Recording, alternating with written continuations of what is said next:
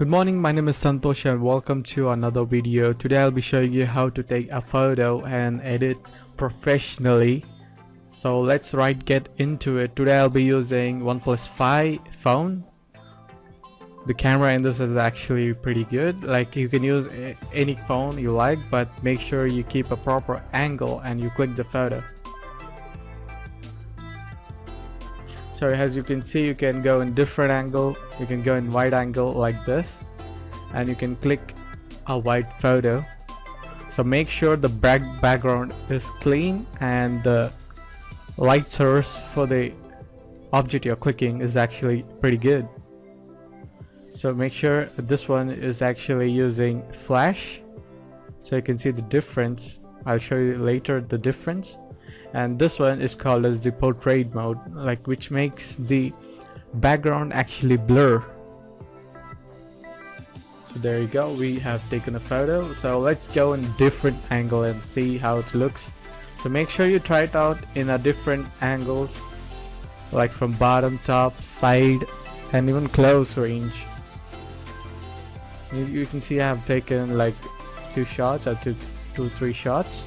So make sure you take more so that you could check which one is actually good, and you can delete that and use the one which is actually you're satisfied with. So there you go, these are the results which I got just now. You can see it looks a little bit dull, so we are gonna make this look way better right now. Like, I'm gonna select which one is actually good actually. So I'm gonna delete these things. So this one is actually looking neat.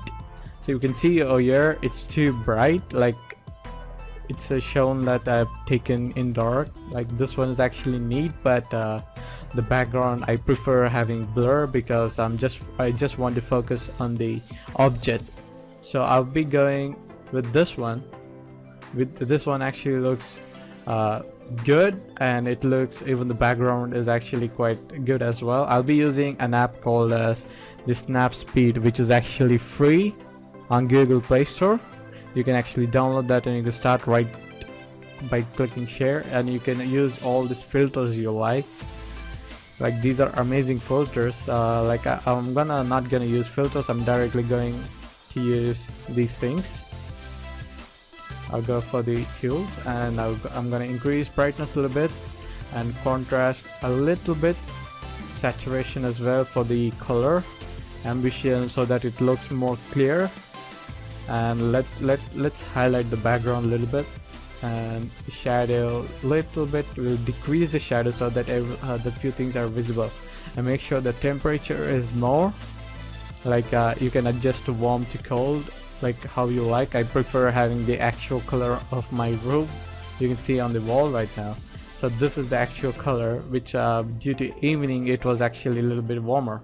So this is structure, which makes the quality a little bit brighter, and the sharpening makes it more sharp on the images. So I make sure you always use least, like keep doing like up and down, which one you like. So I'm gonna change the angle as well so that it looks like I did in a professional photography way. So I'm gonna take this angle, so this one looks neat. Then I'm gonna go with the, now you can see there's a lot of tools over here, like such as brush you can use for different certain things in that, like not the whole images, but you can decrease the vintage. Like, I'm gonna just decrease the outer layer, and I'm gonna make this in center and make sure the center is a little bit brighter, so that you can see our photos actually focused more onto the image rather than the background outside. So a little bit I'll decrease. Now you can see the difference, like there's a lot of difference over here. Then you can see there's a lot of, you can see something like blur strength, which are, if you're not using the portrait mode, you can actually lens blur it in manually. So this is known as the HDR. You can see it has more quality, but the thing is that it kills the photo. So make sure you use it when the photo is needed. Like, this one is drama, Drama is actually like a filter but makes it look like more detailed. So I'll be using this one, Drama 2, and I'll make sure you always decrease the strength, like just use a pinch of the filter, never use a lot. I'm gonna use like less than like 21. I'm gonna keep it 21, and that's it. I'm gonna use frame now so that it looks like a poster. You can see these are some of the few vintage filters you can use. So these are the text you can put on it, like your name, your company name, or whatever, the product name. Like this is a G-Shock watch, you can add G-Shock on this, and you can actually make a good text if you like, and you can place it anywhere you want. Like I'm not gonna use it right now, so just a thing which I want to show you, like you can add these things. Now I'm gonna go for the background, and I'm gonna check which one is actually good for this G-Shock. Like I wanted like a little bit of like a rusty feel for the photo so that it looks more good and almost like passion with the watches itself. Like you can increase and decrease the background, the borders as well. Like that's actually good. Then I'm gonna make sure I'm gonna use this one. This one actually looks good and rusty as well.